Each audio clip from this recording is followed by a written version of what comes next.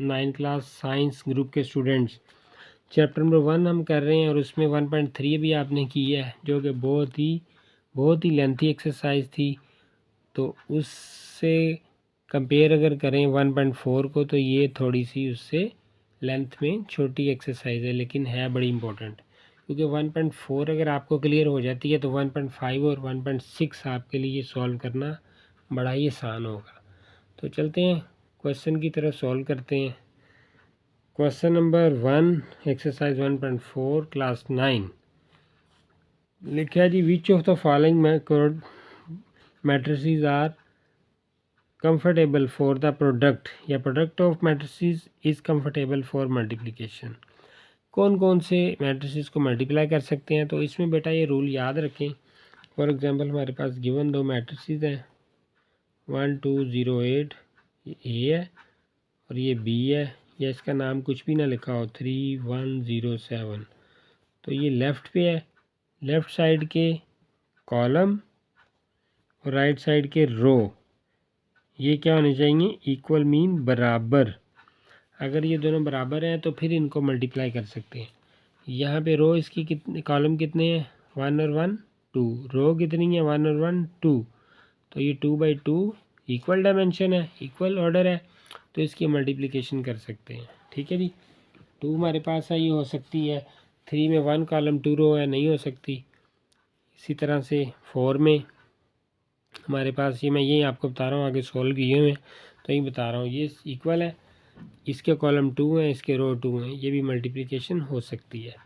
Column 1 column 2 रो 1 रो 2। इसी तरह से 4 है, 3 कॉलम है 3 रो है, हो सकते हैं, ये लिखा हुआ है। तो ये सारे सॉल्व किए हुए हैं, मैंने आपको पहले ज़ुबानी बता दी है, कोई प्रॉब्लम। क्वेश्चन नंबर 2 है हमारे पास, if A is equal to ये और बी इज इक्वल टू ये लिखा हुआ है। तो फाइंड क्या करना है आपने? ए बी और बी ए बी का मतलब क्या होता है? ए बी का मतलब होता है ए मल्टीप्लाई बी। ठीक है, ए बी फाइंड करना है। ए और बी का क्या मतलब होता है? A multiply B. मल्टीप्लिकेशन में भी आपको बताया बेटा क्या रिक्वायरमेंट है? ए मीन लेफ़्ट, लेफ़्ट के कॉलम राइट के रो। तो इसके कॉलम कितने हैं? C1 C2 R1 R2। 2/2 possible है, क्या है? क्योंकि इनका ऑर्डर सेम है। तो क्या करेंगे, पहले को पहले से, दूसरे को ये नीचे, इसको ऐसे मल्टीप्लिकेशन करते हैं, रो बाई कॉलम। कैसे करते हैं? रो बाई कॉलम, पहली रो को पहले कॉलम के साथ। ठीक है जी, और दूसरी रो को दूसरा कॉलम है नहीं, तो वो पहले कॉलम से हो जाएगा, 1 × 6 हो जाएगा। ठीक है, इनके 3 × 6 0 × 5, 1 × 6 -1 × 6 और 2 × 5, ये 18 और 4 आंसर आ गया। बी भी इसी तरह ही है।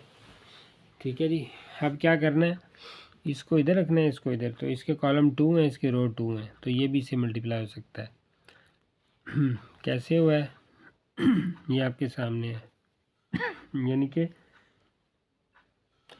सॉरी क्वेश्चन नंबर 3 है, जो क्वेश्चन नंबर 2 था ना, वो पॉसिबल नहीं है, क्योंकि जब हम इसको इधर लेके आएंगे तो इसकी रो 1 हो जाएगी, इसके कॉलम 2 हो जाएंगे, तो ये पॉसिबल ही नहीं बनेगा। इसलिए बी इज़ नॉट पॉसिबल, ये मैंने लिख दी है।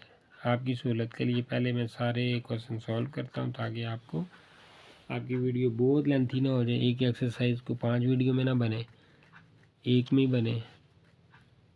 ठीक है जी, आपकी सहूलत के लिए मैं कोशिश ये भी कर रहा हूँ कि एक वीडियो, एक एक्सरसाइज चाहे जितनी भी लंबी है वो एक वीडियो में आ जाए, ताकि आपको बार बार वीडियो ना ढूंढनी पड़े इस क्वेश्चन की, इस क्वेश्चन की। और बेटा आप मेरी जो है वो लेक्चर, ये जो वीडियोस हैं, इनको देख भी रहे हैं ना, इनको देखें, इनको सब्सक्राइब करें, इनको दोस्तों को शेयर भी करें। ठीक है, ताकि सब दोस्तों का फ़ायदा हो। पेपर्स आने वाले हैं, चंद माह रह गए हैं, आपकी अच्छी तैयारी हो जाए।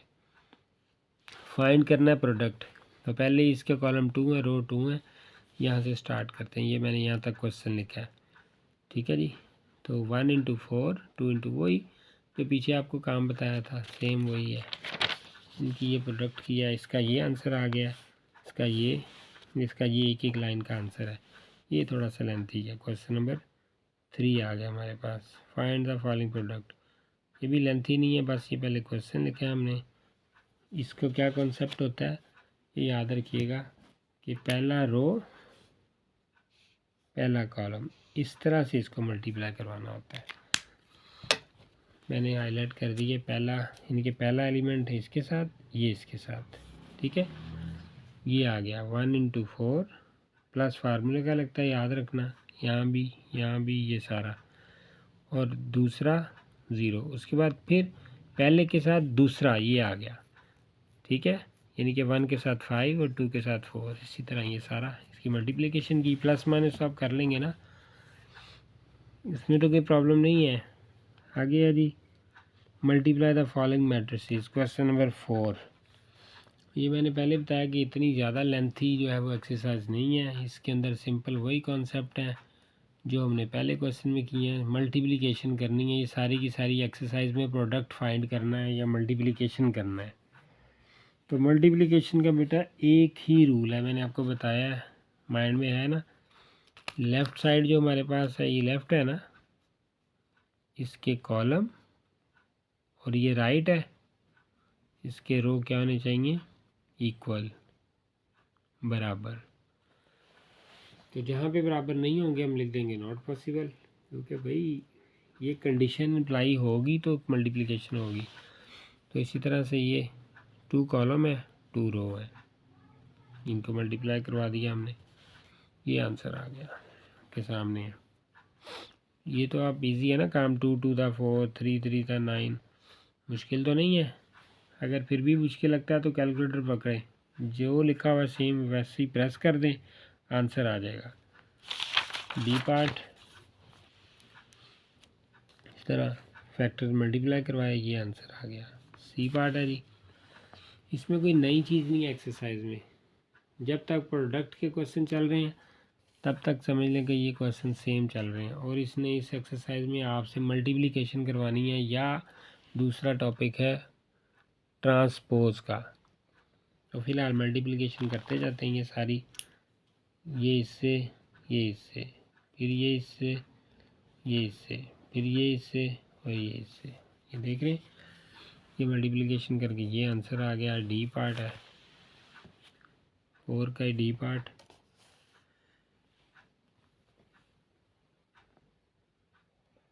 एट 8 × 2 5 × -5, देख लें, ठीक है। फिर उसके बाद इसमें जो है ना, एक हमारे पास इसमें एक बड़ी अहम चीज़ है, डी पार्ट हम कर रहे हैं, ठीक है। इसमें ओवर में आ गया तो आपने घबराना नहीं है, ठीक है।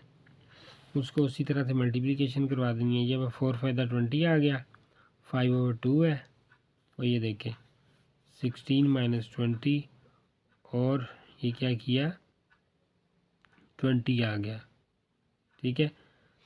5 × 4 = 20, और ये उसी तरह जब सॉल्व किया तो वो भी 2 × 1 = 2, 2 × 4 = 8, कटिंग हो गई। तो बाकी क्या बचा, 4 और 5, 4 × 5 = 20। ये इस तरह से है। इसी तरह इसके नीचे जो है वो ये मैंने एक्सप्लेन कर दिया, जो नया इसके अंदर पॉइंट था, कटिंग करवा के 4 × 5 = 20, तो ये आंसर आ गया। ई पार्ट है, इसी तरह कैलकुलेशन हुई है, कोई नई चीज़ नहीं है, बहुत मुश्किल चीज़ नहीं है। 0 0 0 आ गए। क्वेश्चन नंबर 5 कहता है लेट कर लो, ए हमारे पास -1 3 2 0, बी ये, सी ये है। तो ये जो है वो हमारे पास 4 क्वेश्चन है, इनको वेरीफाई करवा दो। कर देते हैं वेरीफाई। कहता है ए को बी से मल्टीप्लाई करो, फिर बी को ए से करो, आंसर सेम है तो इधर ही पता चल जाएगा आपका क्वेश्चन ठीक है, वरना कोई गड़बड़ है। ए और बी लिखा हुआ है, आगे मल्टीप्लिकेशन करवा देते। ए और बी की मल्टीप्लिकेशन करवाई तो हमारे पास आंसर क्या आया, -1 3 2 0। बी और ए की करवाई तो ये हमारे पास आंसर आ गया। आगे जाके थोड़ा सा इसमें चेंज आ रहा है, तो कह रहा है कि ये दोनों एक दूसरे के इक्वल है, इसकी मल्टीप्लिकेशन की हुई है। थोड़ा सा इसको जो है ना वो रिव्यू कर लेते हैं। जी बेटा, तो ये हमने उसको बता दिया कि ये इसके इक्वल नहीं है। पहले का आंसर आ गया 3 3 माइनस 2 और 0, ठीक है। और दूसरे सॉरी 3 माइनस 1 3 2 0, और दूसरे का आंसर आया 3 3 माइनस 7 और माइनस 9। तो हमने बता दिया कि ये इसके इक्वल है नहीं है, ठीक है जी। आगे चलते हैं, आगे यही प्रूव करना है कि ये इसके इक्वल है या नहीं है। तो इसको जब सॉल्व किया, मल्टीप्लिकेशन की उसी तरह से, थोड़ा सा लेंथी क्वेश्चन है, तो ये इसका आंसर आ गया यहाँ पे 37 61। ये देखें, ये इक्वल हमने कर दिया, बराबर कर दिया। आपके सामने मल्टीप्लिकेशन है, क्वेश्चन थोड़ा सा लेंथी है लेकिन प्रोसीजर बिल्कुल सिंपल है। तो ये प्रूव्ड हो गए, ये प्रूव्ड है। क्या प्रूव हुआ है? Left hand side is equal to right hand side, ठीक है जी, ये इक्वल है। आगे क्वेश्चन देखें, क्वेश्चन आपके सामने है। क्या लिखा हुआ है जी? Prove that A into B plus C बराबर है ए बी प्लस ए सी के। तो इसको ये आपके सामने मल्टीप्लिकेशन करवा दी है, सिंपल। तो ये एक ये आ गई साइड -9 9 6 6, ठीक है। क्वेश्चन नंबर 5 का 3 पार्ट हम कर रहे हैं। -9 9 6 6, दूसरा जब सोल्व किया तो वो भी सेम आ गया, तो यहाँ भी प्रूव हो गया। क्वेश्चन नंबर 5 का 4 part, prove that A into B minus C, ये उसके बाद इक्वल है वो A into B minus A into C, ठीक है जी। तो ये हम इनको प्रूव कर देते हैं, ए बी माइनस ए सी के। ये क्वेश्चन नंबर 4 है, A into B minus C is equal A B minus A C, ठीक है। ये यहाँ पे नहीं लिखा हुआ, यहाँ तक है ये। तो ये यहाँ से हमने पहले b माइनस सी फाइंड किया, 1 minus 2 minus 1 2 minus 1 1 3 minus 1 minus minus हो गए तो 4 आ जाएंगे, साइन माइनस का आएगा, -5 -3 -8। उसके बाद क्या किया, इसको ए से मल्टीप्लाई करवाया, ये मल्टीप्लिकेशन हुई है जी। तो ये हमारे पास ये एक साइड आ गई -11 25, ठीक है।